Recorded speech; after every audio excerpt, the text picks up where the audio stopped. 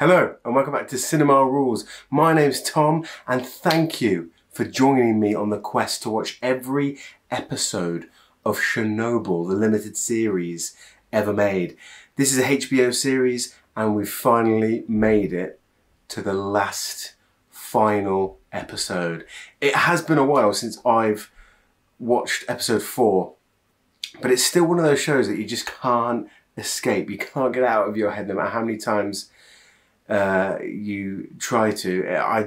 I've fallen in love with this show. It's just such an absolutely stunning show so far, just visually in terms of cinematography and direction, but also in terms of the acting, the performances, and the kind of heavyweight historical, well, just the history of the actual event itself. It's so emotional that I just don't know what's going to happen in this last episode, and I don't know what tone they're going to go for. Are they going to go for one of hope? Or are they going to go for one of this kind of melancholy, somber sadness that's gone throughout the entire TV series so far? Thank you to the Twitter followers that recommended Chernobyl to me. If you want to watch the full-length reaction to this episode, go and follow us over on our Patreon page there, where you can check out full-length reactions to everything we do here, and where you can also vote in our poll where you choose what me and Sean watch on the channel now. Also, don't forget to drop a subscribe here on the channel so you can stay up to date with the TV shows and films that we watch moving forward. I have looked at the title. This episode is called Vichnaya Pamyat. So it says Valerie, Boris and Alana risk their lives and reputations to expose the truth about Chernobyl. It has been infuriating, the ignorance, arrogance and fear that these people have, and these characters have in this show, and their just outright refusal to accept any blame. So I hope there's a sense of victory. I hope there's a sense of victory and that people don't just take the bullet and get blamed, but I have faith because this show is absolutely great. Let me stop rambling. Let's go into the last episode of Chernobyl. Let's go. I can't believe this is our last episode. I almost wanted it to keep going on as like an extended series, but it's not the point, is it? The point of the show is this one small moment in time and the reaction of the people to it.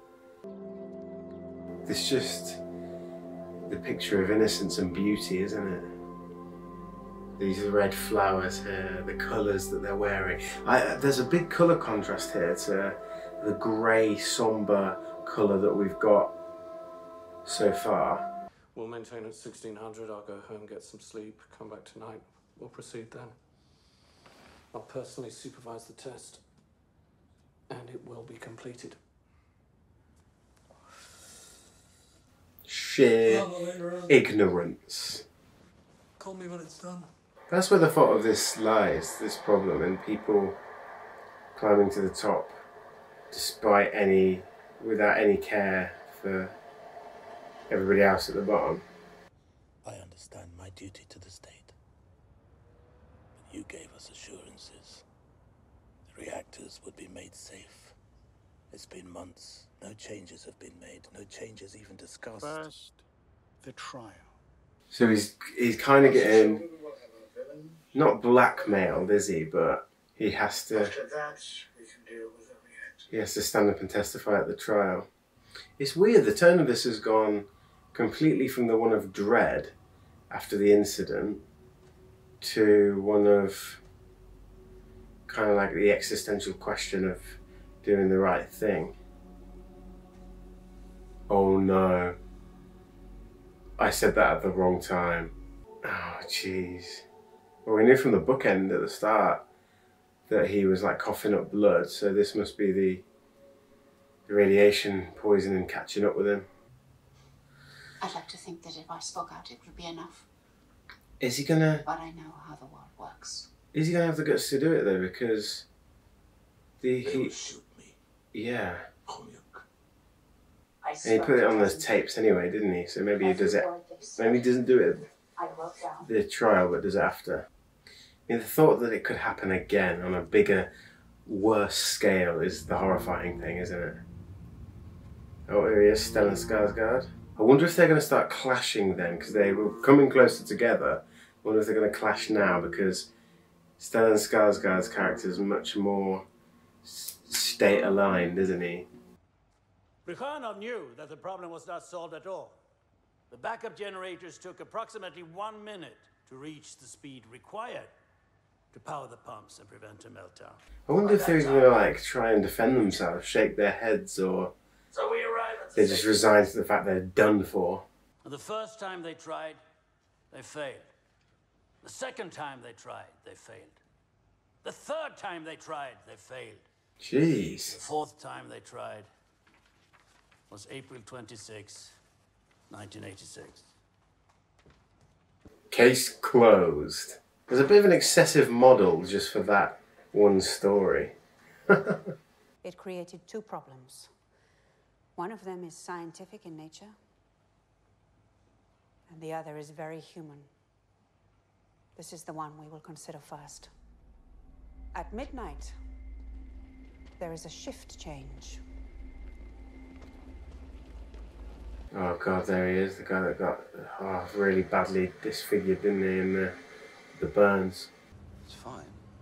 We take it down to 700, hold it there. The rest is still Yachuk and Kirschenbaum, but Dyatlov is going to be supervising. I have to do something I've never done before with Dyatlov looking over my shoulder. Oh my god. It is horrifying. I'm getting that feeling of dread back again. They were so ill-equipped and underprepared, they had no idea. Right. Thank you. He says to follow the cross-down instructions. So then why are they crossed out? Yeah, do you follow the crossed out instructions completely, or just the crossed out, or just not the crossed out bits? There, review it. Or you can just do what I tell you. I think even you, stupid as you are, can manage that. I'm actually gobsmacked at this guy. Outrageous bad management. Something far more dangerous is forming. A poison. The time is 28 past midnight. That's such a good line because it refers to now, to the present in the courtroom as well. 28 past midnight, like this, your last chance to stand up and say something for the good of mankind. Here we go.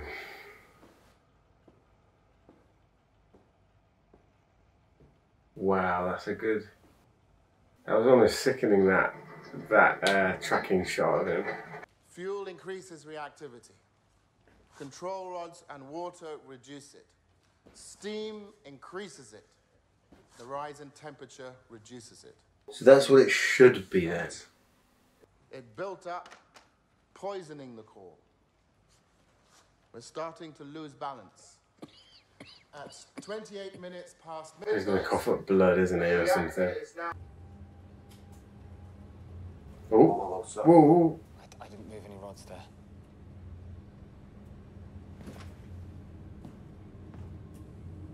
Oh, it's going too low. I mean, we know what happens, but it's still tense. What are you doing? We have to shut all the way down. No. We could be in a xenon pit. We have to shut down, wait 24 hours. No, we're doing the test tonight. Raise power to 700. We can't raise the power from here. It's his fault. It's completely his fault. Look. If I say it's safe, it's safe. And if the two of you disagree, then you don't have to work here, and you won't. But not just here. You won't work at Kursk or Ignalina or Leningrad or Novovoronezh. You won't work anywhere ever again. I'll see to it. This guy really got his comeuppance, didn't he? I wonder what happened to him. I wasn't even there. What? Is he lying? Outright lying? Yeah, right. If you weren't in the room, then where were you? The toilet. He's just an outright liar. I wonder if we're going to get a bit of dialogue here between the two characters again, because they haven't actually spoken together this episode, really. Yeah, and then it's been a while since we've seen them together. I wonder if we're going to have an existential chat about the consequences of the exposure. I'm an inconsequential man, Valera. That's all I've ever been. Wow. I hoped that one day I would matter, but I didn't. I just stood next to people who did. Jesus. There are other scientists like me. That's so deep. The entire congregation of obedient fools. They mistakenly sent the one good man. For God's sakes, Boris. You were the one who mattered most. Yeah. Wow. That image of like life, but also the inferior kind of insignificance of life, but it's not insignificant. And how until he knew about his own demise, he wouldn't have ever said that or thought that, would he? Oh, wait a second. Steliachuk. We have barely enough steam as it is. The turbine is going too slow for the test to deliver any valid results. And if we add more water, there will be even I less. said it's enough. I know what I'm doing. Steliachuk. Oh my God, he knows nothing. How can someone be so blind and so ignorant? How? Based on the absence of sufficient control rods, the computer is recommending that the reactor be shut down. Well, of course it's saying that. It doesn't know we're running a test. All right, comrades. How would you respond, guys, in this situation to that? The most nightmare boss you've ever had. This guy. The power is rising. There's nothing left to stop it. This is the meltdown there. We have a power surge, Sasha. Whoa, whoa, whoa! 1,000. The defendants will be remanded in custody. Court will... I'm finished. Oh my God, oh my God, oh my God, oh my God. Court is now adjourned. We will resume tomorrow. They're finished. Oh. Comrade Sabina. A little act of defiance from him. The shutdown system had a fatal flaw. Oh. At 1:23:40, Akimov engages AZ-5. It still wouldn't have happened without his ridiculous ego. We are the only nation that builds water-cooled, graphite-moderated reactors with a positive void coefficient. It's cheaper. It's cheaper. He's criticised the state massively there. He did it there. He did it. He did it. Perevoschenko looks down on the enormous steel lid of the reactor and sees the impossible. The control rod and fuel channel caps, which each weigh 350 kilograms, are jumping up and down. Oh my God. Reactor 4, designed to operate at 3,200 megawatts, went beyond 33,000. Wow. At long last, we have arrived. 1:23:45, explosion.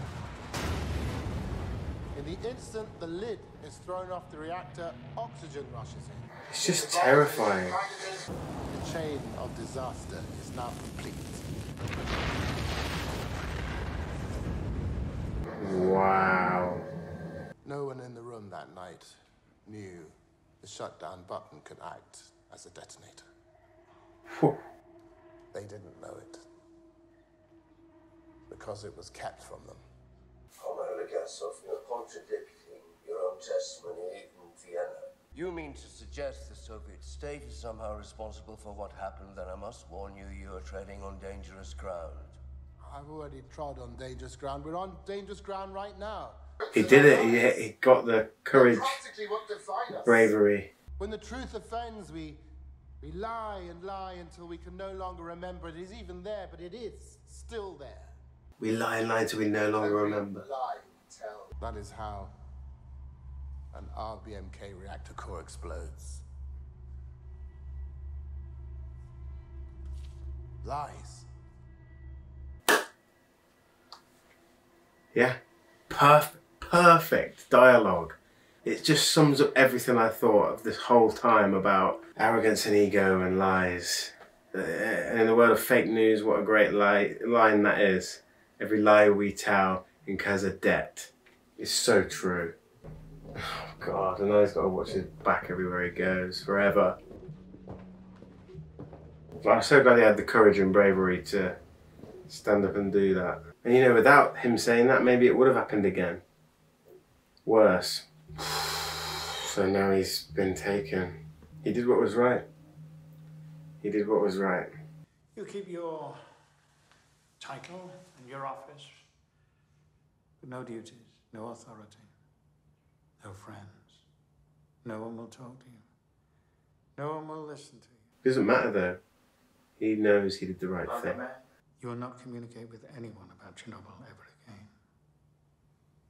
You will remain so immaterial to the world around you that when you finally do die, it will be exceedingly hard to know that you ever lived at all. What a fantastic bit of dialogue that was. They've completely crushed and assassinated his character for doing the right thing and telling the truth. Where I once would fear the cost of truth, now I only ask, what is the cost of lies? Wow. Valery Legasov took his own life at the age of 51. He was only 51. Exactly 2 years after the explosion. There he is. Finally acknowledged the design flaws. Retrofitted to prevent the accident like Chernobyl from happening again. He was a hero. He was an absolute hero. 4 years and 4 months later he died. 10 years hard labour. They look very similar to the actors that played them, don't they? Look at the look in his eyes. I can't believe that. He returned to work. I can't believe that.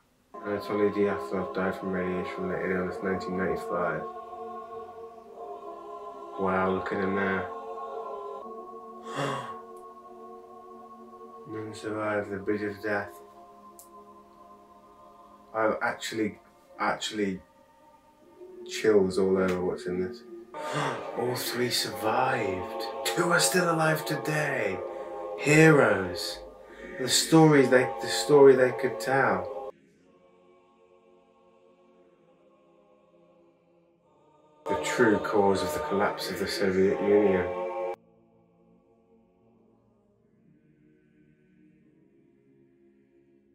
Yeah, there's such a vast difference in those numbers, they'll never know. The official Soviet death toll, 31.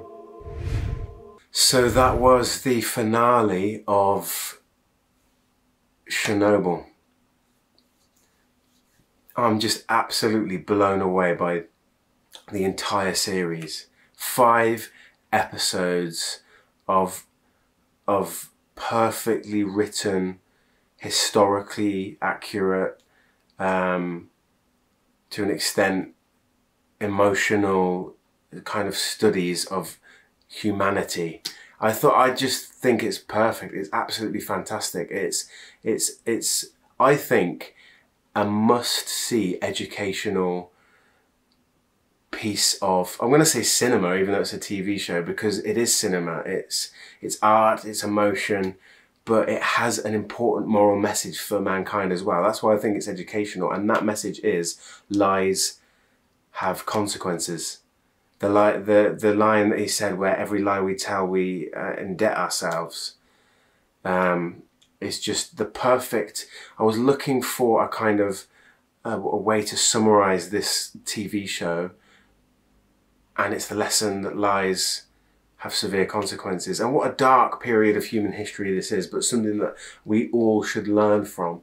I thought for the first part of the episode, I was a bit like, oh, it's very tonally different in that it had a courtroom drama feel for a little bit of it, but I was worried that we were just going to retread the kind of accident at Chernobyl, but it didn't do that at all. It went in the direction of what it means to be courageous and brave, and stand on a pedestal, sacrifice yourself for the greater good. And he did it there. What an absolute hero. Jared Harris was a fantastic actor, and so was Stellan Skarsgård. The conversation they had was probably the highlight of the episode for me, where they were talking about what it means to be an inferior person, and Stellan Skarsgård expected to be more, but he was just a casualty that was sacrificed as well. But it gave life meaning, and when they saw that caterpillar, it was almost a bit cliche, but I thought it was just a perfect encapsulation of life and beauty and what matters. And that, with the opening of the episode as well, with the colour and the children and the laughter and the family, all the families, it was just a beautiful message there. So another bit that I thought was absolutely amazing was the conversation between the KGB agent and Jared Harris as well, because it was such an opposing, they had two such opposing philosophical ideas about ideology, but also about humanity as well. And it really brought home the heroism of the scientists. I loved how they actually created a character of the female scientists from all of the other scientists that were meant to be there at Chernobyl at the time. It really really kind of paid tribute to them, because you wouldn't have been able to do hundreds of characters justice. And then finally, the last segment of footage and photographs and factual information about the actual real people at Chernobyl just brought everything home in such an emotive payoff. When we found out that that woman did actually go on to have a son and still lives with him, I almost cried at that point, because it was such a it's just a contrast to how she was, to like the horror she experienced and what she lost. It really is such an important lesson, I think, that is learned through this. If I was to give it a rating, I'd probably give it a 10, because we hardly ever give anything 10s. But I think the problem is, I don't want to judge it because it's such a morally important message. But it is so well crafted, well acted. The score is amazing. The direction, the writing the dialogue is just incredible.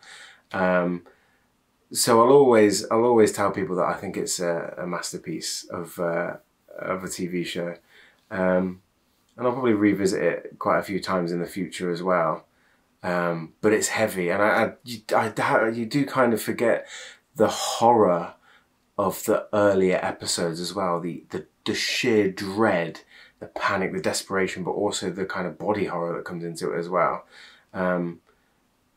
It all works together really well. But what a fantastic piece! What a fantastic TV show! Thank you so much to you guys on Twitter who not voted for it, but recommended that I watch Chernobyl. Hit me with your other suggestions down below in the comments. If you want to watch the full-length reaction, or any full-length reactions in the future, go over to our Patreon page now, where you can also vote on the films that we watch on the channel from now on. And don't forget, guys, to leave that like and subscribe so you can stay tuned for us watching every film ever made. Thank you so much. This has been a great journey watching this with you guys, so I look forward to doing something else in the future. Thank you, and I'll see you next time.